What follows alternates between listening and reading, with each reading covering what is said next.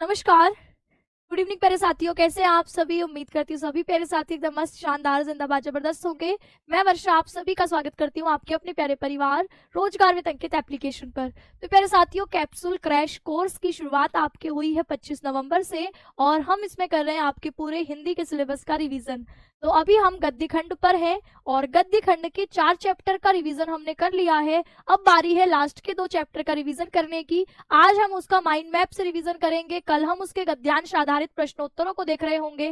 फिर आपका इस वीक में गद्य खंड खत्म और नेक्स्ट वीक से हम लोग पद्य खंड शुरू कर रहे होंगे। ठीक है, तो कमेंट सेक्शन में बताओ भाई कैसे हो आप लोग। क्लास में मुझे दिख रही हैं उमेश, विशाल, विकास और हैं शिवा, अनु, राघव और आकाश, विक्रांत, अभिषेक, अनुज, विपिन, शुभम। सभी का बहुत बहुत स्वागत है। सभी को वेरी वेरी गुड इवनिंग। कैसे हो, कैसी चल रही है आप लोगों की तैयारी। सभी सब्जेक्ट की तैयारी बहुत अच्छे से करनी है, क्योंकि ऐसा नहीं कि एक सब्जेक्ट पढ़ करके हो जाएगा। बस अपने अपने हिसाब से भी एक थोड़ा टाइम टेबल बना के रखना है कि कौन सा सब्जेक्ट हमें आसान लग रहा है और कौन सा सब्जेक्ट मुश्किल लग रहा है। जो मुश्किल लग रहा है उसको थोड़ा सा ज्यादा समय देना है, जो आसान लग रहा है उसको थोड़ा सा कम समय देना है। और अब थोड़ा सा अपने हाथों को लिखने की आदत भी डालनी है। ये नहीं कि दिन भर मोबाइल लेकर के कान में हेडफोन लगा करके सुन रहे हैं और पेन कभी कलम उठा के देखी ही नहीं, कॉपी में कुछ लिखा ही नहीं। तो इसीलिए थोड़ा सा लिखने की आदत डालो। हिंदी के पेपर में ये नहीं कि पेपर छोड़ के आ गए, 9 नंबर का निबंध छोड़ दिया, 6 नंबर का पत्र छोड़ दिया, 15 नंबर तो ऐसे ही गायब हो जाएंगे, पेपर बड़ा लेंदी आएगा। तो इसीलिए अभी से अब हिंदी के पेपर में खास तौर पर लिखने की प्रैक्टिस करना। 4-5 सालों के पेपर सॉल्व कर लेना एग्जाम आने से पहले। अभी से बोल दे रही हूँ कि 5 सालों के पेपर को सॉल्व करना, बैठ करके लिखना एक एक लाइन उसकी। तो क्या होगा, आपको आइडिया लगेगा कि मैं एक पेपर को कितने समय में सॉल्व कर रहा हूँ। पेपर में 3 घंटा मिलेगा, तो वो 3 घंटे में मैं लिख भी पा रहा हूँ कि नहीं लिख पा रहा। जो कमी होगी फिर उस पर काम करोगे। ठीक है, चलो तो सभी आ चुके हैं क्लास में। कौन से चैप्टर को पढ़ने वाले हैं आज हम। आज हमारे पास है निंदा रस। जो तुम निंदा करते रहते हो ना रोहित सर से मेरी, तो आज उसी निंदा के बारे में, तुम्हारे ऊपर ही है ये चैप्टर कि जो तुम निंदा कर करके क्या करते हो, रस लेते हो। रस क्या होता है, गन्ने का रस या आपके मौसमी का रस, और कौन सा होता है, चुकंदर का रस।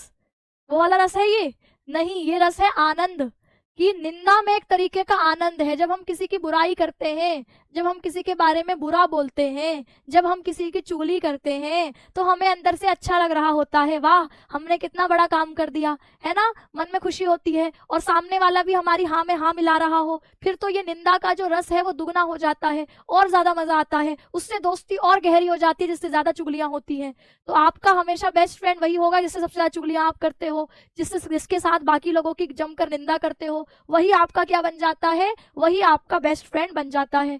तो इसी चैप्टर में जो लेखक है हरिशंकर प्रसाई, वह निंदक लोगों पर, निंदा करने वाले लोगों पर व्यंग कर रहे हैं। तो यह एक निबंध विधा में लिखा हुआ चैप्टर है और ये कैसा है, ये आपके व्यंग्यात्मक निबंध है। ठीक, जैसे देखो, यह व्यंग मनुष्य की निंदा प्रवृत्ति, मनुष्य में निंदा करने की प्रवृत्ति होती है, आदत होती है। जैसे हमको भूख लगती है, हम कितना ही खा ले, हम दिन के 3 टाइम हमको खाना चाहिए। और पता नहीं मैं अगर 25 साल की हूँ तो 25 सालों से 3 टाइम खाना खा रही हूँ, 50 साल की हो जाऊंगी तब भी 3 टाइम मुझे खाना चाहिए। ऐसा नहीं होगा कि भैया एक हफ्ते चलो आज नहीं खाते हैं, या ऐसे नहीं होगा कि यार रोज तो खा रहे हैं चलो 3 दिन भूखे रहते हैं। तो आप रह नहीं पाओगे, क्योंकि वो आपकी बॉडी में ऑटोमेटिक भूख लग जाएगी। तो कुछ ऐसी चीजें होती है जो नेचुरल आपकी बॉडी में अपने आप पहले से फिटेड है। तो ऐसे ही निंदा, निंदा की प्रवृत्ति भी मनुष्य के स्वभाव के अंदर घुसी हुई है। तो लिखा यह व्यंग, ऐसा नहीं कि यही भारत के लोग ही निंदा कर रहे हैं, अमेरिका में भी करते हैं, जापान में भी करते हैं, चीन में भी करते हैं। जहां जहां मनुष्य होगा वहां वहां निंदा हो रही होगी, क्योंकि निंदा मनुष्य में बाय डिफॉल्ट होती है। ऐसा नहीं कि हमने इंस्टॉल किया है ये फीचर और फिर बाद में अनइंस्टॉल मार देंगे, नहीं, ये हमारे उसमें बाय डिफॉल्ट है और डिफॉल्ट से जो चीजें होती है वो रहती है। ठीक है, तो इसीलिए कहा यह व्यंग मनुष्य के अंदर पाई जाने वाली जो निंदा प्रवृत्ति है, उसके मनोविज्ञान, उसका सामाजिक व्यवहार और बनावटी रिश्तों पर गहरा कटाक्ष करता है। कि जो निंदक लोग हैं उनके पीछे उनका मन का विज्ञान कैसे काम करता है, वो क्यों निंदा कर रहे हैं, उनको निंदा करके क्या मिलता है, कितने अलग अलग प्रकार के निंदक हैं, उनका सामाजिक व्यवहार कैसे है। तो ये सारी बातें, उनके उनके रिश्ते कैसे बनावटी रिश्ते हैं कि किसी के सामने हम बहुत अच्छे बन रहे हैं लेकिन अंदर से उसको गाली भी देते हैं बराबर। तो ये क्या है, ये है बनावटी रिश्ते, जहां बाहर से अच्छा दिखाया जा रहा है अंदर से नहीं है। तो इन सारी ही बातों को बड़ी खूबसूरती के साथ, बड़े हंसी मजाक और बड़े हल्के फुल्के तरीके से इस अध्याय में बताया गया है। जो परसाई जी हैं, इन्होंने अपने मित्र का, अभी मित्र का नाम भी नहीं बता रहे, है ना। तो यहाँ पर जो परसाई जी हैं, इन्होंने अपने मित्र क के व्यवहार के माध्यम से दिखाया है कि निंदा में एक विचित्र रस है जो लोगों को जोड़ देता है। तो ये इस चैप्टर की भूमिका थी कि इस चैप्टर में आगे बताया क्या गया है। मैं पूरी चैप्टर की एक एक लाइन को नहीं पढ़ाऊंगी, क्योंकि मैंने आपसे कहा है कि अगर आप ऐसे हैं जो हिंदी पूरे साल नहीं पढ़े हैं तो 2 मैराथन देख लेना, उसमें एक एक लाइन पढ़ाई है। अब मेरा काम एग्जाम टाइम पर केवल चैप्टर की समरी बता करके चैप्टर को समझा देना, एक्सप्लेन कर देना है और गद्यांश आधारित प्रश्न उत्तर कराने हैं।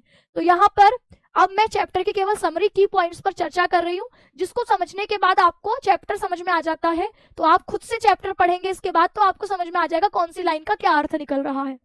जैसे इस कहानी की शुरुआत होती है लेखक के दोस्त, जिसका नाम उन्होंने रखा है क, इस क के आगमन से। वह क कमरे में कैसे आता है, तो लेखक सुबह सुबह बैठकर अखबार पढ़ रहे हैं और क जो है कमरे में प्रवेश करता है, बिल्कुल तूफान जैसे तूफान आता है ना, आते ही तबाही मचा देता है। तो ऐसे ही इसी फुर्ती के साथ लेखक का क दोस्त भी कमरे में आता है और आते ही लेखक को गले लगा देता है, जैसे कितने जन्मों से बिछड़ा होगा, है ना। तो ये गले लगाना कैसा है, दिखावटी बनावटी, अंदर से प्यार नहीं है लेकिन दिखावा पूरा करना है कि भैया मैं तो तेरा सबसे ज्यादा सगा दोस्त हूँ। तो ऐसे में फिर वह जो कसकर आलिंगन करता है, इस बात को दिखाया।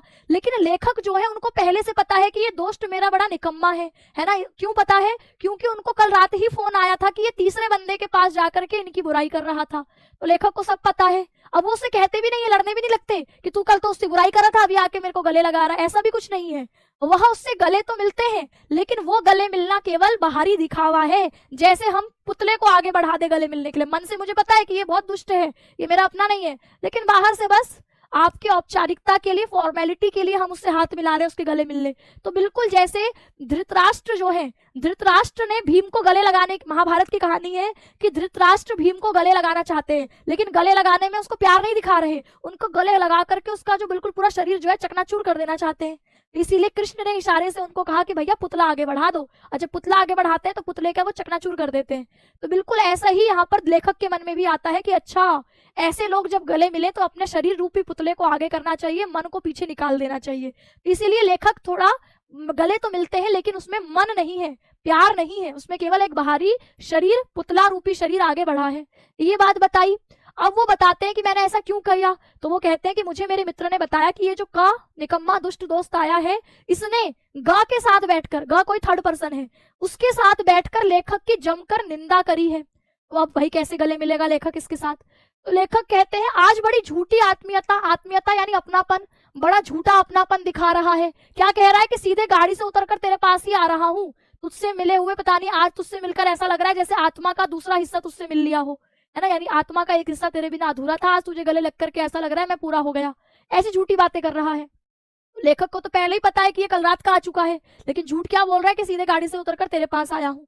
तो ये झूठा अपनापन दिखा रहा है लेखक का मन। लेकिन उसकी बातों से जब हमें पता होता है सामने वाला झूठ बोल रहा है, तो हम हाँ तो कर रहे होते हैं, लेकिन अंदर से हमें सब उस पर हंसी भी आ रही होती है और उस पर, उसकी बेवकूफी पर गुस्सा भी आता है और हंसी भी आती है कि कैसा बेवकूफ है, बताओ कितना झूठा हो सकता है कोई। तो लेखक का भी बिल्कुल ऐसा ही हिसाब किताब है। लेखक का मन उसकी किसी बात से कोई प्रभावित नहीं हो रहा, मन उसकी तरफ से बिल्कुल ठंडा पड़ा है। शरीर औपचारिक, जैसे कि आपके घर में कोई ऐसा दोस्त है जिसको आप पसंद नहीं करते, वो आ जाएगा तो आपका जैसा व्यवहार होगा वैसा ही लेखक का व्यवहार है।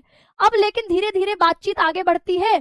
तो बातचीत में आपके यहाँ पर लेखक बताते हैं कि कुछ लोग ऐसे होते हैं जो झूठ बोलते हैं, लेकिन झूठ बोलने की उनकी कोई इच्छा नहीं होती, बेचारे निर्दोष झूठे होते हैं। निर्दोष झूठे यानी आप उनसे बुलवा कुछ पूछोगे तो वो सच बता ही नहीं सकते, उनके मुंह से निकलेगा ही नहीं, क्योंकि भगवान ने उनका ऐसा बनाया ही नहीं है, भगवान ने उनके सॉफ्टवेयर में कुछ गड़बड़ कर दी है। अब ये व्यंग है। लेखक कहते जैसे मेरे एक रिश्तेदार है, उनको फोन करो कि आप मुंबई जा रहे हैं, वो जा मुंबई रहे होंगे लेकिन कहेंगे नहीं कलकत्ता जा रहा हूँ, कोई कारण नहीं है इसके पीछे। कई बार तो हम झूठ इसलिए बोलते हैं कि यार हम सच बता देंगे तो हम मान लो मुंबई किसी जरूरी काम से जा रहे हैं, हम किसी को बताना नहीं चाहते। अब कोई जा रहा है अपनी गर्लफ्रेंड से मिलने, नहीं बताना चाहता कि भाई मैं मुंबई जा रहा हूँ, झूठ बोल देता है। लेकिन कुछ लोग होते हैं जो बिना कारण झूठ बोलते हैं, इनको कहते हैं निर्दोष झूठे, इनके मुंह से सच निकल ही नहीं पाता। तो लेखक इस तरीके के लोगों के बारे में बताते हैं। ऐसे इनका दोस्त भी है, ये बेचारा बेवजह झूठ बोलता है। अब ये बेचारा बोलने में व्यंग किया है उस पर, बोले सबकी निंदा करता रहता है, उसका स्वभाव ही निंदा करने का है। बोले अभिनय लेकिन पूरा करता है, एक्टिंग में बहुत दम रखता है, उसकी एक्टिंग देखकर कोई नहीं कहेगा कि इसने लेखक की बुराई करी होगी। लेखक कहता है कि मुझसे मिलकर उसने ऐसी चेहरे पर खुशी दिखाई कि बस उसकी आंखों में आंसू आते हुए रह गए, आंसू ही नहीं आए हैं, बाकी चेहरे पर मिलने की खुशी के जितने भाव हो सकते थे वो सब उसने दिखा दिए हैं। ऐसा दोस्त है लेखक का। लेकिन धीरे धीरे बातचीत होती है, तो अब लेखक की बातचीत का क्रम आगे बढ़ता है, तो पहले वो उसी की निंदा करता है जिससे लेखक की निंदा करके आया है, यानी उसी थर्ड पर्सन की निंदा शुरू कर देता है। अब लेखक के मन में चल रहा है कि भैया जैसे इसने उसकी निंदा कर रहा है, उसके बारे में इतना बुरा बुरा बोल रहा है, इतना ही बुरा इसने मेरे बारे में भी बोला होगा। अब लेखक के मन में ये चलता है, फिर धीरे धीरे और लोगों की बुराई शुरू कर देता है, क्योंकि बुराई करने वालों का लोगों का स्वभाव है कि वो बैठेंगे तो एक की बुराई पर नहीं रुकेंगे, फिर उनको वो डोपामिन मिलने लग जाता है ना, मजा आने लग जाता है, तो फिर औरों के नाम भी करेंगे, तो इसलिए औरों के नाम की भी बुराई करने लग गया। लेखक सोचता है जब इतने लोगों की बुराई कर रहा है तो क्यों ना मैं भी अपने दुश्मनों का नाम ले लूं, कम से कम मेरे दुश्मनों की बुराई करेगा तो मुझे मजा तो आएगा। तो लेखक क्या करते हैं, अपने जो उनके दुश्मन होते हैं उनका नाम बताना शुरू करते हैं, और फिर लेखक को भी मजा आने लग रहा है।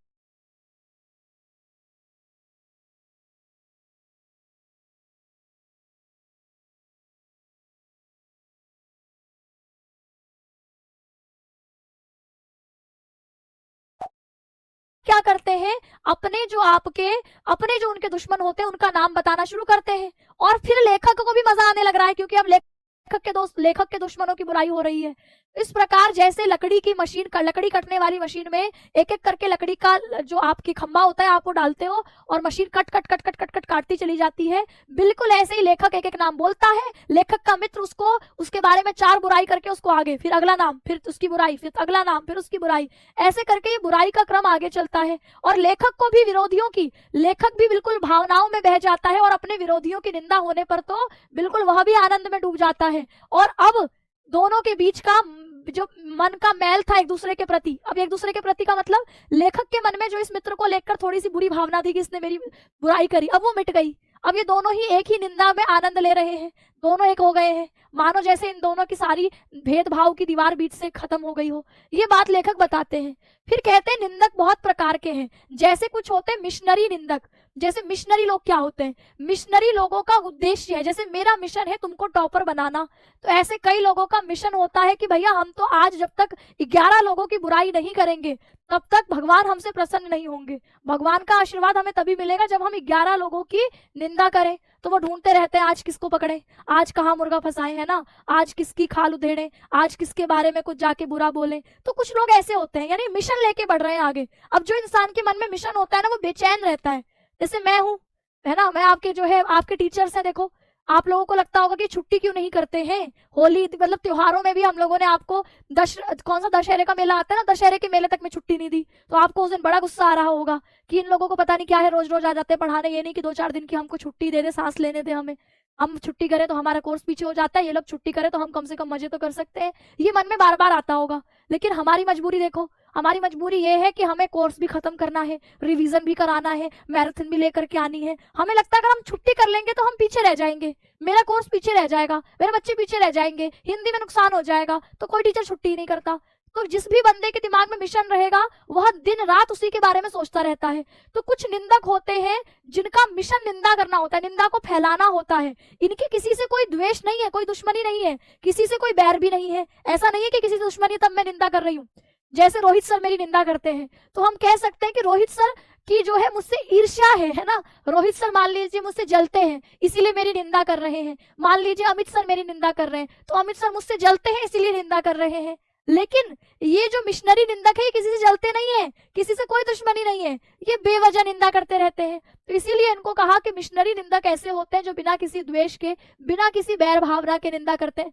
इन बेचारों की आदत है निंदा करना, और अपनी भी मतलब अपने पिताजी की भी पगड़ी उछालते हैं और वैसे ही हंसते हैं। चलो एक होता है कि निंदा आप बाहर के लोगों की कर रहे हो, कि घर की निंदा में भी मजे ले रहे हैं लोग। तो कुछ इस तरीके के मिशनरी निंदक होते हैं। निंदा इनके लिए टॉनिक है, टॉनिक जैसे पीते हैं तो ताकत आती है ना, ताकत वाली टॉनिक आती है ना, तो आपकी निंदा आप टॉनिक पियोगे तो शरीर में थोड़ी सी ताकत आएगी, बॉडी बनेगी आपकी। तो बिल्कुल ऐसे ही ये लोग निंदा करते हैं तो इनके शरीर में ताकत आती है, बीमार होते हैं तो ये निंदा करके ठीक हो जाते हैं। इस तरीके के मिशनरी निंदक बताए हैं। कुछ लेकिन होते हैं ईर्ष्या द्वेष से प्रेरित। अब जो मिशनरी निंदक है भैया ये तो मतलब मजे लेते हैं पूरा निंदा करने में, लेकिन ये जो ईर्ष्या निंदक है इनकी बड़ी बुरी स्थिति है। बेचारे जलते रहते हैं, ना रात को सोते हैं ना दिन में चैन पाते हैं, पूरे टाइम परेशान रहते हैं। आप जितनी तरक्की करेंगे ये उतना परेशान होंगे। तो बोले कि ये जो लोग बेचारे होते हैं ये अपनी अक्षमता के कारण, है ना, खुद में क्या होते हैं, अक्षम होते हैं। अक्षम होते हैं कि खुद जो है कुछ कर नहीं पाते। जब खुद कुछ नहीं कर पाते तो फिर ये जो दूसरा कर रहा होता है उससे जलना शुरू कर देते हैं, उसकी बुराई करना शुरू कर देते हैं, वो तो बहुत खराब है ऐसा बोलना शुरू कर देते हैं, दूसरों की सफलताओं में जलते रहते हैं। और ये बेचारे इतने जलते हैं कि इनको रातों को नींद भी नहीं आती है ना, रात को भी उठकर उसी के बारे में सोच रहे हैं, उसी के बारे में सोच रहे हैं कि उसका कैसे बुरा कर दूं, है ना, वो तो मेरे से आगे निकल जाएगा, कुछ तो करना पड़ेगा। तो ये सारे ईर्ष्या द्वेष से प्रेरित निंदक हैं। निंदकों के संग, अब कुछ ऐसे निंदक होते हैं जो ग्रुप बनाते हैं, बिल्कुल यूनियन बनाते हैं। अब ये निंदक क्या करते हैं, इस निंदक में बहुत सारे लोग हैं, जैसे किटी पार्टी होती है ना शहरों में, तो क्या होता है, सारी औरतें एक दिन हर संडे को उनका डिसाइडेड है कि इस संडे को इस सहेली के घर पर इकट्ठा होना है, अगले संडे इसके घर पे, उसके अगले संडे इसके घर पे, सब मिलकर एक साथ हो जाती है। फिर सब अपनी अपनी तरफ से जो जो खबरें सबको मिली होती है वो सब आपस में एक्सचेंज करती हैं। तो ये है निंदा करने का प्रॉपर एक ग्रुप, जिसको हमने कहा संघ, निंदकों का संघ। ये इधर उधर से खबरें लेके आए कि गुप्ता जी की बेटी क्या कर रही है, शर्मा जी का लड़का आजकल क्या कर रहा है, वो किसको बाइक में घुमा रहा है, इसको कौन रात को बाइक में छोड़ने आता है, ठीक है, इनके घर में ताक झाक, इनके घर में कितनी बार जो है लड़ाई हुई, इनके घर में क्या टॉपिक चल रहा है। फिर उसके बाद आपस में जो है वो चुगलियां एक्सचेंज होती हैं। फिर वो बात होती है इतनी सी, लेकिन इतनी सी बात में मजा नहीं, उसमें मिर्ची मसाले भी मिलाने तभी तो मजा आएगा। तो वो पहले उस बात को थोड़ा सा कच्चे माल को पक्का माल बनाते हैं। तो ये जो इनके सदस्य होते हैं ये अलग अलग जगह से खबरें लाते हैं, उस कच्चे माल को पक्का बनाते हैं। पक्का बनाते हैं मतलब उसमें कुछ हेर फेर करना है जिससे कहानी थोड़ी इंटरेस्टिंग बने, सुनने वाले को मजा आए। फिर अब वो मजा केवल अपने को क्यों रखना है, वो मजा वो पूरे हर आसपास के क्षेत्र में, है ना, उनका बस चले तो पूरे देश में फैलाना चाहते हैं। तो इसीलिए फिर वो सदस्य जो है अलग अलग जगह जाएंगे, अलग लोगों को अलग अलग प्रकार की बातें बोलेंगे। तो वो सबका भला करना चाहते हैं, वो सोचते हैं कि भैया सबका भला हो। और ये काम ऐसा नहीं कि कोई भी कर देगा, इसके लिए बड़ा टैलेंट चाहिए। सबसे पहले तो आपको फुर्सत चाहिए, फुर्सत जिसके पास होती है वही इतने खतरनाक काम को कर सकता है। हर किसी अहरे गहरे का काम नहीं है ये कि मुंह उठाया चले निंदा करने, निंदकों का संग बना लिया। कहा कि बड़े फुर्सतियों का काम है, जो बेचारे अच्छी खासी फुर्सत जिनके पास होती है वो अपना कीमती समय इस काम में लगाते हैं। तो ये व्यंग है आपके निंदकों पर। फिर बोले निंदा का मनोविज्ञान, तो निंदा का मनोविज्ञान के बारे में कहा कि निंदा कैसे जन्म लेती है। आप जब किसी की बुराई कर रहे हैं तो देखिए कहीं ऐसा तो नहीं कि आप उससे ज्यादा कमजोर हैं तो अपनी कमजोरी को छिपाने के लिए आप निंदा करते हैं। तो ज्यादातर लोग जब उसके दूसरे के जैसा बन नहीं पाते तो उसकी निंदा शुरू कर देते हैं। जैसे भारत में क्या होता है, ट्रोलिंग होती है ना, हम जो थोड़ा सा आगे निकलने लग जाता है, हमसे ज्यादा बेहतर करने लगता है, हमारे पड़ोस का कोई बच्चा हो ज्यादा अच्छा करने लग गया, पढ़ाई में अच्छा करने लग गया, उसके पास ज्यादा पैसा आ गया, ठीक है, वो बड़ा फेमस हो गया, यूट्यूबर बन गया, है ना, आजकल तो यूट्यूबर देखो कितने फेमस हो जाते हैं, कितने कितने पैसे कमा लेते हैं। तो अब आसपास के लोग उसकी निंदा शुरू कर देंगे, उसके रिश्तेदार उसकी निंदा कर देंगे। क्यों? क्योंकि अब वो वैसा नहीं बन पा रहे हैं, अब उनको लग रहा है कि ये बन गया, हम तो बन ही नहीं पा रहे, तो उसकी बुराई कर देंगे आस पड़ोस मोहल्ले में बैठ करके कि ये तो ऐसा है, ये तो बुरा है, इनके घर में तो ऐसा होता है, वैसा होता है।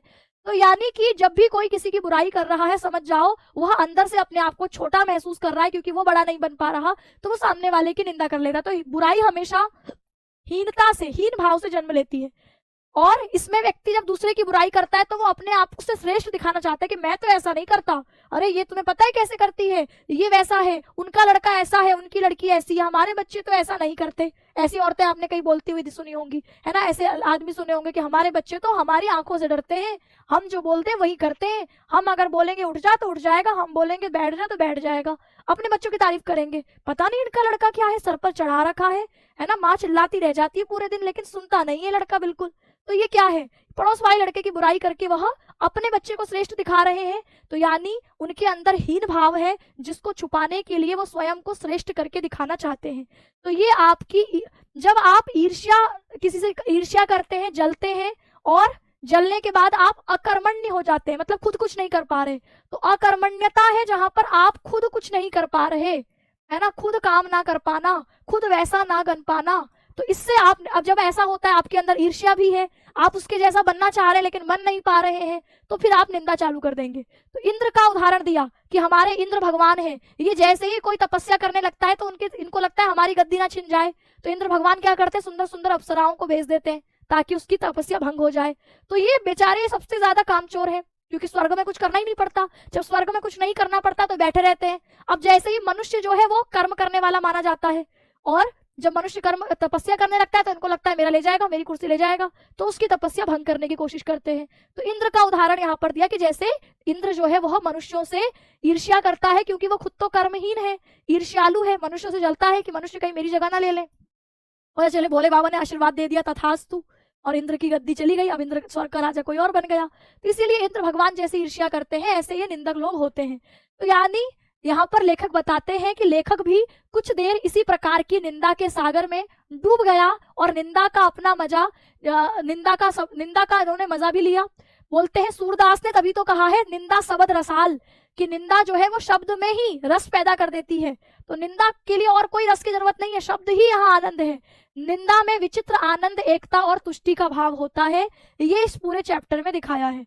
तो ये चैप्टर की समरी आपने पढ़ी, ठीक है, ये आपने चैप्टर की समरी पढ़ी। अब आपको चैप्टर समझ में आ जाएगा तो आप कर लोगे, ठीक।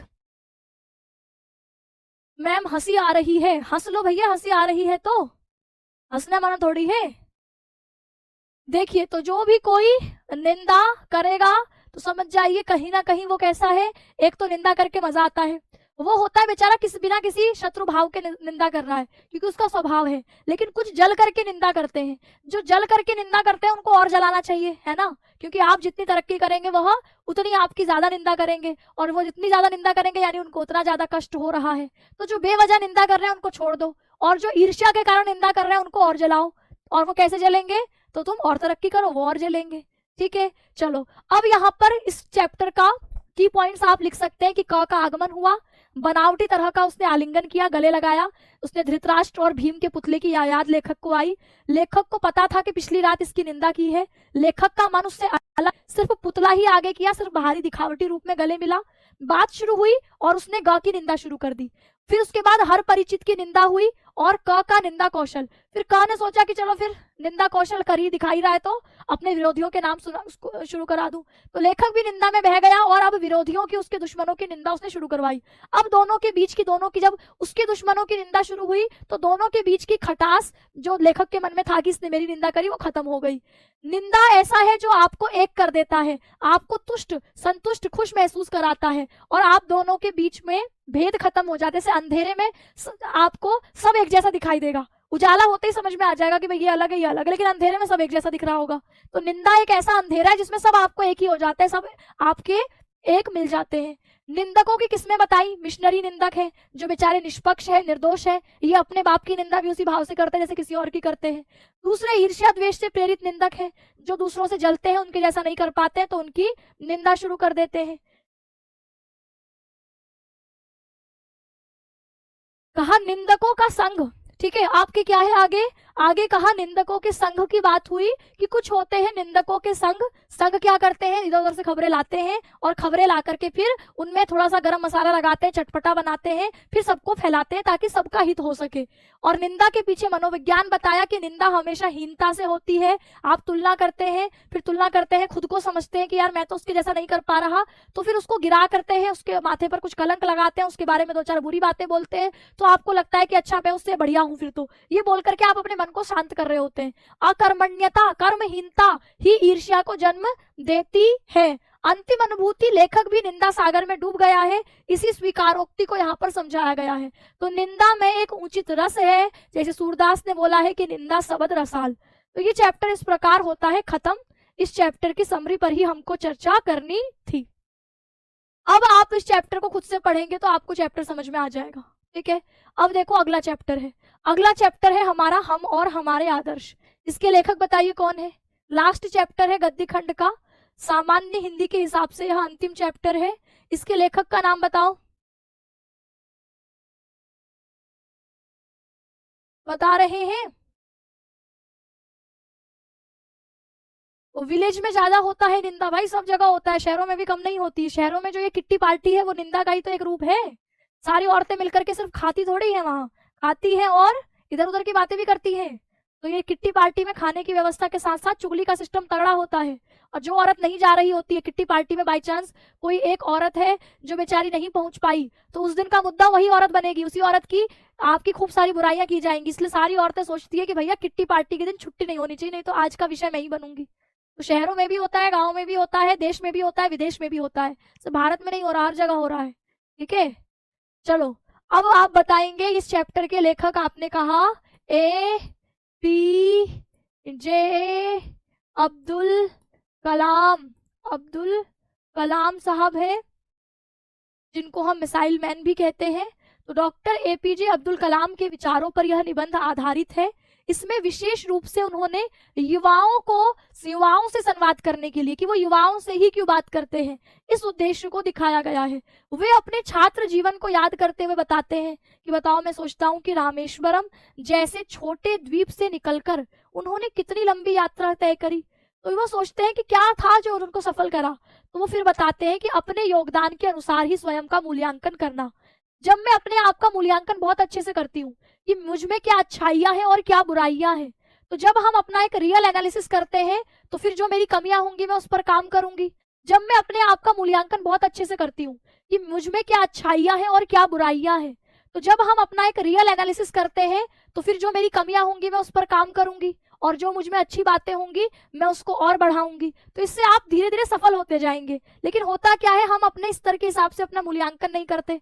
हमें दूसरा जैसा कह रहे होते हैं, हम खुद को वैसा ही मान लेते हैं। अगर कोई आपसे कह दे तुम तो बिल्कुल नालायक हो, तुझे तो कुछ आता नहीं है, तो अगर बच्चा ऐसा बार बार सुनता रहता है तो वो अपने आप को नालायक मान लेता है। कोई सुनता है कि तू तो बहुत इंटेलिजेंट है यार, तू तो क्लास में फर्स्ट आ, तू तो टॉपर है, तो वो अपने आप को वही मान लेता है। तो वो कभी अपनी कमियों को देखने की कोशिश नहीं करता। और जो बेचारे को बोलते तो नालायक है, तो वो अपने आप को नालायक मान लेता है, लेकिन उसके अंदर क्या खूबियां है इसको पहचानने की कोशिश नहीं कर पाता। जब वो अपने आप को ही नहीं पहचानेगा, अपना मूल्यांकन ही सही नहीं करेगा, तो जीवन में सफल कैसे हो पाएगा। तो एपीजे अब्दुल कलाम कहते हैं मेरी सफलता का एक ही रहस्य है कि उनके योगदान के अनुसार उन्होंने स्वयं का मूल्यांकन किया। वे कहते हैं मनुष्य को समझना चाहिए कि वह जीवन की अच्छी चीजों का पाने का अधिकार रखता है। यानी हम अपने आसपास जैसा देख रहे हैं, आपको लगता है यार ये तो बहुत अमीर है, आपको लगता है ये तो बहुत बड़ा आदमी है, तो आपको यह विश्वास रखना है कि आप भी बन सकते हैं, आप भी कर सकते हैं। दुनिया में ऐसा ये कुछ नहीं है कि आप जो नहीं कर सकते। मतलब ये है कि आप सब कुछ नहीं कर सकते, है ना। क्योंकि अब मैं बोलूं कि मछली को उड़ने लग जाए तो मछली उड़ तो नहीं सकती, लेकिन मछली जिस चीज में अच्छी है उसमें तो फर्स्ट आ सकती है, उसमें तो बेहतर कर सकती है। तो बिल्कुल ऐसे ही हमें भी यह समझना चाहिए कि संसार में हम उन सभी अच्छी चीजों को प्राप्त करने का अधिकार रखते हैं जो भी प्रकृति की है, क्योंकि ईश्वर की जो चीजें दी हुई है वो सब हम प्राप्त कर सकते हैं अगर सही लगन से मेहनत करें। जब तक हमारे युवाओं को यह खुद पर विश्वास नहीं करेंगे कि वो विकसित भारत के नागरिक बन सकते हैं, तब तक वे जिम्मेदार, ज्ञानवान और प्रगतिशील नहीं बन पाएंगे। अगर मैं ये सपना ही नहीं देखूंगी कि मैं ये बन सकती हूँ, तो मैं इसके लिए कभी कोशिश नहीं करूंगी तो कभी बन भी नहीं पाऊंगी। लेकिन एक बार मैंने सोचा यार मुझे ऐसा बनना है, तो अब मैं जब अपने, सबसे पहले तो मुझे विश्वास हो कि पहले मैं सपना देखूंगी कि मुझे ये बनना है, फिर मुझे भी अपने विश्वास होगा कि हाँ मैं कर सकती हूँ। उसके बाद फिर मैं उसके लिए एफर्ट करूंगी, काम करूंगी कि इस चीज को बनने के लिए क्या क्या चीजें चाहिए। फिर मैं अपने अंदर उन उन गुणों को लेकर आऊंगी और एक दिन बन भी जाऊंगी। नहीं भी बन पाई तो मैंने कोशिश तो करी। तो यही बातें उन्होंने भी कही कि जब तक हमारे युवा ये विश्वास ही नहीं करेंगे कि वे भी एक विकसित भारत के नागरिक बन सकते हैं, तो फिर जब वो ज्ञानवान कैसे होंगे, जिम्मेदार कैसे होंगे। भाई मुझे पता है कि मैं अपने घर की स्थिति बदल सकती हूँ, तो जब मुझे अपने पर विश्वास होगा तभी मैं कोशिश करूंगी और एक दिन बदल भी दूंगी। लेकिन अगर मेरे को विश्वास ही नहीं है, मुझे लगेगा हमारी जैसी हालत है, हम गरीब पैदा हुए थे, हम गरीब ही रहेंगे, तो फिर वही चलता रहेगा, है ना। क्योंकि मैंने कभी अपने आप पर विश्वास नहीं करा तो जिम्मेदारी नहीं ली, है ना, ज्ञानवान नहीं बने, प्रगतिशील नहीं बन पाए। तो इसीलिए कहा, कलाम बताते हैं कि आप विकसित देशों को देखो, आप अमेरिका को देखो, जापान को देखो, उनकी समृद्धि कोई रहस्य नहीं कि कोई जादू कर दिया और वो एकदम से विकसित बन गए। बोले उनकी पीढ़ी दर पीढ़ी मजबूत यह आस्था रही कि वे समृद्ध राष्ट्र में अच्छा जीवन जीने के योग्य हैं। और देश कभी भी अच्छा नहीं होता, वहां के लोग अच्छे होते हैं। तो वहां के जो नागरिक हैं उन्होंने पीढ़ी दर पीढ़ी इस विश्वास को आगे बढ़ाया कि उनका देश विकसित हो सकता है, उनके यहाँ जो आपकी व्यवस्था है वो अच्छी हो सकती है, सड़कें अच्छी हो सकती है, साफ सफाई अच्छी हो सकती है, नेचर का ध्यान अच्छे से रखना है। तो आज हम देखते हैं कि वो देश तरक्की कर रहे हैं, आगे बढ़ रहे हैं।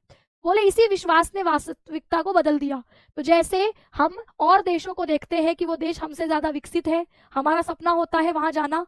तो हमारा सपना वहां जाना क्यों है? क्योंकि वो हमसे अच्छा है। तो वो अच्छा कैसे? कोई जादू हो गया? नहीं, वहां के लोगों ने खुद पर यह विश्वास दिखाया कि हम भी ऐसे अच्छे बन सकते हैं, अपने देश को अच्छा बना सकते हैं, उसके लिए मेहनत शुरू करी।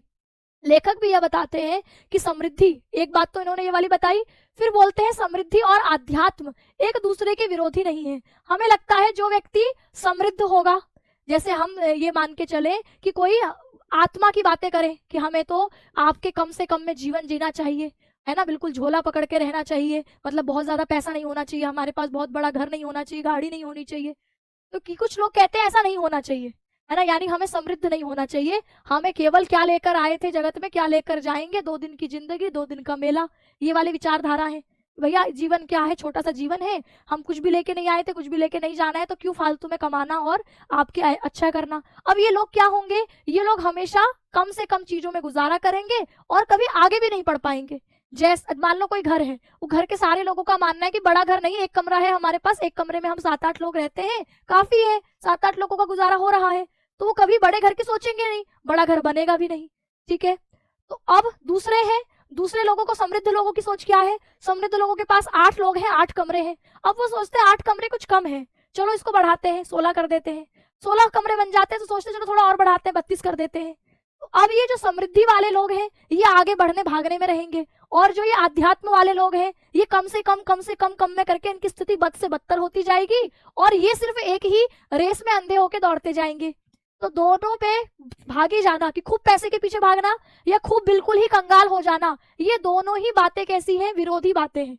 हमें जीवन में दोनों का संतुलन बनाना चाहिए, क्योंकि हमारे जीवन में ज्यादातर, जैसे हम बाबाओं का एग्जाम्पल देखते हैं कि अगर कोई, जैसे कोई कथावाचक है, कोई आत्मा परमात्मा की बात करने वाला, भगवान की बात करने वाला है, अगर हम उसको महंगी गाड़ी में घूमते देखते हैं, एरोप्लेन में बैठते हुए देखते हैं, एयरपोर्ट पर देखते हैं, तो हमको लगता है कि भाई ये तो हमको मोह माया से दूर होने के लिए कह रहा है, ये खुद मोह माया में क्यों घूम रहा है, इसने महंगा फोन कैसे ले लिया, इसने महंगे कपड़े कैसे पहन लिए। तो ये हमारी विचारधारा रहती है, यानी हम सोचते हैं कि जो व्यक्ति आध्यात्म से जुड़ा हुआ है, आत्मा की बात करता है, उसको फिर कंगाल होना चाहिए। लेकिन लेखक का मानना है कि दोनों विरोधी नहीं है।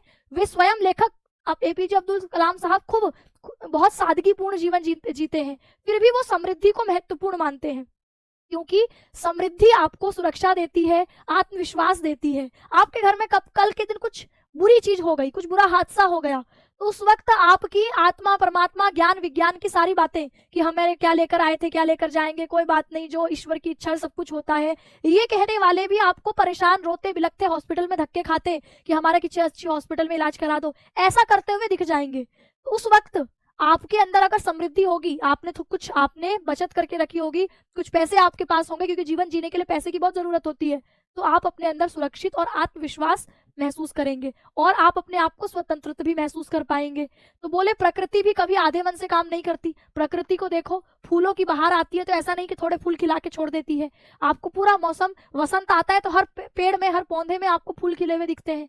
ब्रह्मांड देखो, ब्रह्मांड भी सोचता कि मैं इतना सा ही होता हूँ, लोग इसी में रह लेंगे, क्या ज्यादा बड़ा सा बनना है, ऐसा तो नहीं होता। ब्रह्मांड कितना बड़ा है, आप सोच भी नहीं सकते, इतना बड़ा है। तो बोले कि सब कुछ आपके प्रकृति खुद अपना विस्तार करती है, अपने आप को समृद्ध बनाती है, तो फिर हम जीवन में समृद्धि का विरोध क्यों करते हैं। महर्षि अरविंद के विचारों का उल्लेख करते हुए कहते हैं कि मनुष्य भी ऊर्जा का अंश है, इसीलिए भौतिक इच्छाएं रखना गलत नहीं है। जैसे भूख लगती है, जैसे प्यास लगती है, जैसे शरीर को ठंड लगती है, तो ये सब हमारी भौतिक इच्छाएं हैं, भौतिक इच्छाएं जो शरीर से जुड़ी हैं। भूख लगी तो खाना चाहिए, प्यास लगी तो पानी चाहिए, ठंड लगी तो कपड़े चाहिए, गर्मी लगी तो पंखा चाहिए, ये सब भौतिक जरूरतें हैं। और कुछ होती है आपकी आध्यात्मिक जरूरत, कि आपको भले ही कितने एसी वाले कमरे में रख दो, बढ़िया से बढ़िया खाना दे दो, लेकिन अगर आपका मन अशांत है, मन में शांति नहीं है, तो आप खुश महसूस नहीं कर पाएंगे। तो यानी हमारे मन को खुश रहने की जरूरत भी है। हमें आसपास हमारे माता पिता हो, भाई बहन हो, रिश्ते नाते हो, ऐसे लोग हो जो हमसे प्यार करते हो, ये हमारी आत्मा की जरूरत है। और हमारे शरीर की जरूरत है रोटी, पानी, कपड़े, घर, ये सब हमारे शरीर की जरूरत है। तो भौतिक जरूरत और आध्यात्मिक जरूरत दोनों की अपनी जरूरतें जीवन में रहती है। इस बात को यहाँ पर लेखक समझाते हैं कि भौतिक इच्छा रखना कोई गलत नहीं है। महात्मा गांधी की सादगी उनकी चयन की थी। अब कुछ लोग होते हैं लेकिन फिर भी फकीरों की तरह जीवन जीते हैं। महात्मा गांधी हैं, वो चाहते थे कि भैया मैं सिर्फ धोती पहनूंगा, कुर्ता नहीं पहनूंगा, तो उन्होंने पहना। लेकिन हम कहें कि हर व्यक्ति धोती ही पहनकर घूमे, तो ऐसा नहीं होता। समाज में हर व्यक्ति एक दूसरे से अलग है, तो सबकी इच्छाएं अलग है। तो इस बात को उन्होंने बताया कि अगर आपका चयन है कम से कम में गुजारा करना तो ठीक है, लेकिन हम किसी मजबूरी से सोच रहे हैं कि नहीं लोग मेरे बारे में क्या कहेंगे अगर मैं अच्छे कपड़े पहनूंगा, कोई दबाव है कि हमें तो भैया गरीब ही दिखना है, नहीं तो लोग हमारे जो रिश्तेदार हैं वो कहेंगे हमसे, रिश्तेदार भी जलने लग जाते हैं जब आप थोड़े पैसे वाले हो जाते हो।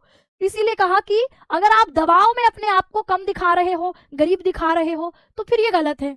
लेखक युवाओं से यही कहना चाहते हैं कि उन्हें बड़े सपने देखने का अधिकार है।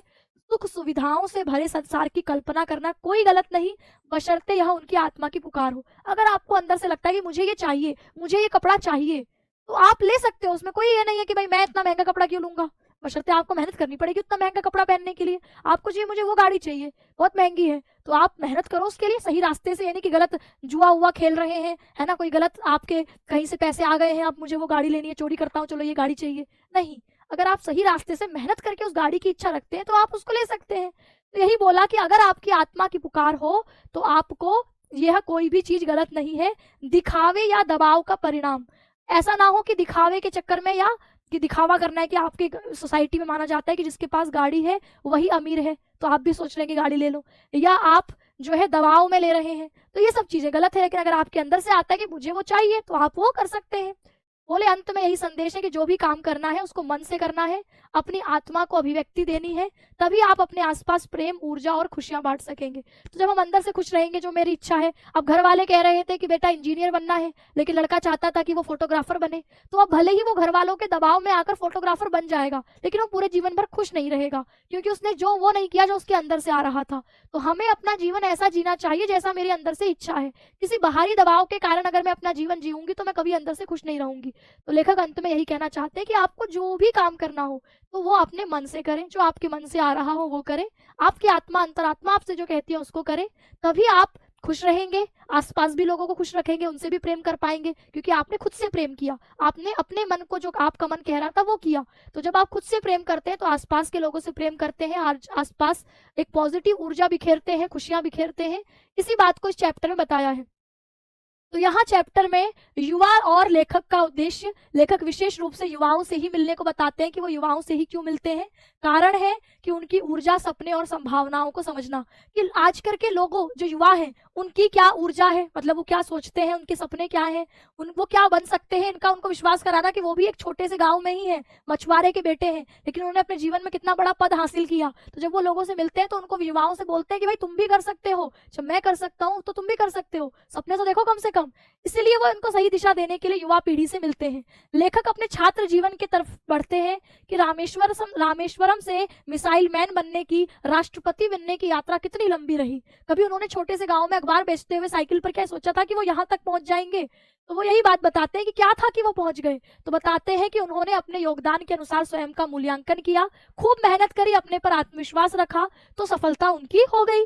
युवाओं के लिए उनका संदेश है कि आप जीवन में हर अच्छी चीज को पाने का हक रखते हैं। अच्छे जीवन का सपना देखना कोई गलत बात नहीं है। जब तक युवा विकसित भारत के योग्य होने का भरोसा नहीं करेगा तब तक प्रगति भी नहीं हो पाएगी। विकसित देशों का रहस्य क्या है, तो बोले G8 जो हमारे विकसित राष्ट्र कहे जाते हैं, पीढ़ी दर पीढ़ी उनमें यह विश्वास रहा है कि भाई वो बेहतर कर सकते हैं और बेहतर करेंगे, और जिम्मेदारी ली और उन्होंने करके भी दिखाया। तो यानी हमारे अंदर आकांक्षा, इच्छा होनी चाहिए, और जब हमारे अंदर इच्छा होती है, सपने होते हैं, तभी वो सच बनते हैं। अब मैंने सोचा ही नहीं कि मैं आज से 10 साल बाद क्या करना चाहती हूँ। जैसे हमारे स्कूल कॉलेज में पूछा जाता था कि आप अपने आप को 10 साल बाद कहाँ देखते हैं। जब हमसे सवाल पूछा जाता है तो हम उसी वक्त सोचते हैं कि हम क्या करना चाहते हैं, फिर हम देखते हैं आसपास के लोग क्या जवाब दे रहे हैं, हम वही जवाब दे देते हैं। लेकिन इस जवाब को आपको किसी और को नहीं देना है कि आप 10 साल बाद क्या करोगे। आपको ये सवाल रात को अकेले में, चाहे जब भी आप अकेले बैठे हो, तो खुद से पूछना है कि मैं 10 साल बाद अपने आप को कहाँ देखता हूँ, है ना। मैं अपने आप को जैसे अभी आप 12वीं में हो, आप 17-18 साल के होगे, तो जब आप 27-28 साल के होगे तो तब अपने आप को क्या देखना चाहते हो। जैसे मैं अपने लिए बताऊं कि मैं 5 साल बाद चाहती हूँ कि 5 साल बाद मैं आपके किसी अच्छी जगह में अच्छे और बच्चों को पढ़ा रही हूँ, है ना। एक तो आपके पढ़ा, जैसे अभी मैं ऑनलाइन तो पढ़ाती ही हूँ, ऑनलाइन के साथ मेरा सपना है कि मैं PhD वगैरह करके कॉलेज के बच्चों को पढ़ाऊं। तो ये मेरा सपना है। अब इस सपने को पूरा करने के लिए मैं आपको पढ़ाने के अलावा मेहनत भी करती हूँ, है ना। तो ये मेरा सपना है। जब तक मैंने ये सपना देखा ही नहीं होगा तो मैं जो कर रही हूँ बस पूरे दिन यही करूंगी, और इसके बाद तो मैंने कुछ सोचा ही नहीं। लेकिन मैंने अपने दिमाग को टारगेट दिया हुआ है कि मैं यहाँ पढ़ा रही हूँ, बहुत अच्छा, लेकिन मुझे इसके साथ साथ और पढ़ाई करनी है, मैं PhD करना चाहती हूँ। मैं आपके आने वाले 5 सालों में सोच रही हूँ कि भैया PhD मेरी कंप्लीट हो जाए, उसके बाद मैं कॉलेज में एज असिस्टेंट प्रोफेसर पढ़ाऊँ। उसके बाद मैं सोचती हूँ कि मैं कुछ जो समाज के ऐसे बच्चे हैं जो बेचारे पढ़ने में बहुत अच्छे हैं लेकिन पढ़ नहीं पाते, तो उनकी पढ़ाई में कुछ मदद की जाए, ऐसे बच्चों के बीच जाया जाए, उनको करियर के लिए गाइड किया जाए। तो अब ये मेरे टारगेट है ना कि मुझे ये करना है, फिर इसके बाद ये करना है, इसके बाद ये करना है। लेकिन अगर मैंने ये सपने देखे ही नहीं तो मैं सच कहाँ से करूंगी। मैं तो बस आज का दिन जी रही हूँ, खा रही हूँ, सो रही हूँ, बस फिर उठ रही हूँ, फिर सब कर रहे हैं वही कर रही हूँ। तो जब तक मैंने सपने नहीं देखे होंगे तब तक मैं उसको सच करने के लिए मेहनत नहीं करूंगी। तो इसीलिए आपको ये सवाल जब भी कोई पूछता है कि आपको क्या करना है, तो आपको दूसरे को जवाब नहीं देना, आपको अपने आप से यह जवाब अपने आप को देना है और फिर हर दिन उसके लिए मेहनत करनी है। ठीक है। यहाँ पढ़ाने के बाद भी समय निकालती हूँ मैं अपनी पढ़ाई के लिए, है ना। मैं रोज आपको पढ़ाती हूँ, उसके बाद मैं अपने लिए समय निकालती हूँ कि मुझे अपना पढ़ना है, मुझे ये एक्स्ट्रा चीज करनी है ना, मुझे यहाँ पर जाना है, मुझे ये करना है, मुझे इस कॉलेज में जाना है। तो ये क्यों होता है? क्योंकि मुझे अपने सपनों से प्यार है। तो जब मैं सपना देख रही हूँ तो मैं उस सपने को सच करने के लिए जितनी मेहनत बोली जाएगी उतनी मेहनत करूंगी। हम सपना देखते हैं कि आपको टॉपर बनाएंगे, तो देखा आपने इस बार मेरी मैराथन में इतनी ज्यादा तबीयत खराब थी, मतलब आप सभी को मैंने उस दिन बोला था ना कि एक बात बतानी है, तो वो बात क्या थी? वो बात ये थी कि लड़कियां मुझे, मतलब एक दिन पहले मैं बैठ के रो रही थी कि मैं लड़की क्यों हूँ, क्योंकि लड़कियों को महीने में, आपके पता है पीरियड्स आते हैं हर महीने, जब पीरियड्स आते हैं तो बहुत ज्यादा पेन होता है। जब पेन होता है तो मुझसे 1-1.5 दिन मैं खड़े नहीं रह सकती। और मुझे दिक्कत यह है कि 29 तारीख को पीरियड हुए हैं, 30 तारीख को मेरी मैराथन है, जो कि मैंने एक हफ्ते पहले से शेड्यूल कर रखी है, जिसको एंड टाइम पर मैं कैंसिल नहीं कर सकती। तो वो सोचो मैं कितनी परेशान हुई होंगी कि अब मैं कल मैराथन कैसे लूं, मैं कैसे 12 घंटे खड़ी हो पाऊंगी। फिर मैं उस दिन बैठ के रो रही हूँ 29 तारीख को कि मेरी तो मैराथन इस बार पता नहीं कैंसिल ना करनी पड़े। फिर मैं जाकर के दवाई लेकर के आई हूँ केमिस्ट से कि भाई कुछ मेरी पेन में कमी हो, दर्द कम हो, इसकी दवाई दो। फिर मैंने वो दवाई खाई है और फिर मैं आपके बीच 8-8.5 घंटा बोली हूँ। तो ये क्या है? ये आपके सपने से आपको प्यार है ना, कि मुझे पता है कि मुझे कैंसिल नहीं करना किसी हालत में। अगर मैंने बच्चों को बोला है, वो इंतजार कर रहे हैं, तो मुझे वो क्लास लेनी है। और जब मुझे दिख रहा है कि मैं नहीं कर पा रही हूँ, तो मैं फिर मुझे रोना भी आ रहा है कि यार मेरा मुझे क्लास लेनी है, मैं अब कैसे लूंगी, कल मैं कैसे खड़ी होंगी, बच्चों को क्या बोलूंगी। अब मैं रो रही हूँ और फिर मैं देख रही हूँ कि भाई क्या उपाय हो सकता है कि मैं कल खड़ी रह पाऊं। फिर मैं दवाई खा के ले रही हूँ। तो ये होता है हमारे सपनों से, हमारा जो टारगेट है उससे प्यार, कि अगर करना है तो करना है, फिर कितनी मुसीबत आ जाए। और जब हम हमारे अंदर ये डेडिकेशन होता है तो हम कर भी लेते हैं। आपके साथ मैंने देखो 8.5 घंटा खड़ी रही, 8.5 घंटे में मैं 1 सेकंड के लिए, 1 सिंगल सेकंड के लिए बैठी नहीं हूँ। तो ये क्या है? ये वही डेडिकेशन है। जबकि मैं नहीं कर सकती थी, मुझे पता था मैं आपके जो है ऐसे टाइम पर अगर मैराथन नहीं होती तो मैं छुट्टी ले लेती, क्योंकि मुझे पता है चलो 1-1.5 घंटा है, कोई बात नहीं, आपकी बाकी क्लासेस तो चल ही रही है। लेकिन सिर्फ मैराथन थी और मुझे पता था कि ये मैराथन बहुत इंपॉर्टेंट है। अगर इस बार टल गई तो फिर वो 15-20 दिन बाद ही दोबारा मौका आएगा, जब मुझे संडे का स्लॉट खाली मिलेगा, क्योंकि अमित सर भी ले रहे थे उसके अगले संडे, उसके अगले संडे अविनाश सर ले रहे थे। इसीलिए फिर मैंने सोचा कि अब मेरे पास कैसे भी है, मुझे करना है, तो मैंने कर लिया। तो यही डेडिकेशन, यही सपना आपको अपने अंदर रखना है कि जब हम किसी टारगेट को बना लें तो फिर कोई भी रुकावट छोटी मोटी आए तो आपको उसको करने की कोशिश करनी है। और लड़कों को मैं इसीलिए स्पेशली बताना चाहती थी, क्योंकि लड़कों के घर में ये बातें होती नहीं है, मम्मी बताती नहीं है, बहनें बताती नहीं है, कंफर्टेबल होती नहीं है, तो लड़कों को पता ही नहीं चलता, या वो बस उसको हंसी मजाक समझ लेते हैं, या लड़कों में बैठ करके थोड़ी पीरियड्स की हंसी मजाक की बातें करी, बस उनके लिए वो टॉपिक खत्म। जबकि ये बात आपको एक एज अ मेल होने के नाते समझनी है। यार हर लड़की जो है वो हर महीने के 4-5 दिन इस वजह से परेशान रहती है। लड़कों के जीवन में तो ये परेशानी नहीं आ रही है, पर लड़कियों के जीवन में तो आ रही है। और कई लड़कियों को बहुत ज्यादा दर्द होता है, कई लड़कियों को नहीं होता उतना दर्द, लेकिन कई लड़कियों को शुरुआती 2-3 दिन बहुत पेन होता है कि वो खड़ी नहीं हो पा रही है। ऐसे में थोड़ा सा जेंडर सेंसिटिव होना, कि आपके आसपास जो बहनें हैं, मम्मियां हैं, उनको इस दिन थोड़ा रेस्ट फील देना, उनको आराम करवाना, वो कंफर्टेबली आपसे ये बात कह पाए कि मुझे आज ये समस्या है ना। ये सारी चीजें मैं इसलिए लड़कों को मैंने कहा था कि स्पेशली रुकना, फिर मैं भूल गई एंड में मैंने बताया ही नहीं, मैं भूल गई उस दिन, इसीलिए आज याद आ गया तो बता रही हूँ। तो ये चैप्टर में आपने देखा फिर समृद्धि और आध्यात्म की बात हुई कि दोनों विरोधी नहीं है, दोनों में संतुलन बनाना है, क्योंकि समृद्धि हमें सुरक्षा और आत्मविश्वास महसूस कराती है। भौतिक इच्छाएं रखना कोई गलत नहीं है, प्रकृति भी तो हर काम पूर्ण मन से करती है, हम भी ऊर्जा के अंश है, महर्षि अरविंद इस बात को कहते हैं। इस प्रकार गांधी जी का सादगीपूर्ण जीवन ये उनकी पसंद थी, लेकिन हर व्यक्ति उनकी तरह जिए जरूरी नहीं। मेरे अंदर से जब ऐसा जीवन जीने की इच्छा नहीं आ रही है और मैं जबरदस्ती उनके जैसा बनूंगी, तो फिर मैं अपने आप के साथ हमेशा नाखुश रहूंगी, और जब मैं अंदर से खुश नहीं रहूंगी तो मैं औरों को भी दुखी करूंगी। इसीलिए लोगों पर सादगी की पसंद थोपना गलत है। हर व्यक्ति अपने अनुसार अपने हिसाब से जीवन जीता है।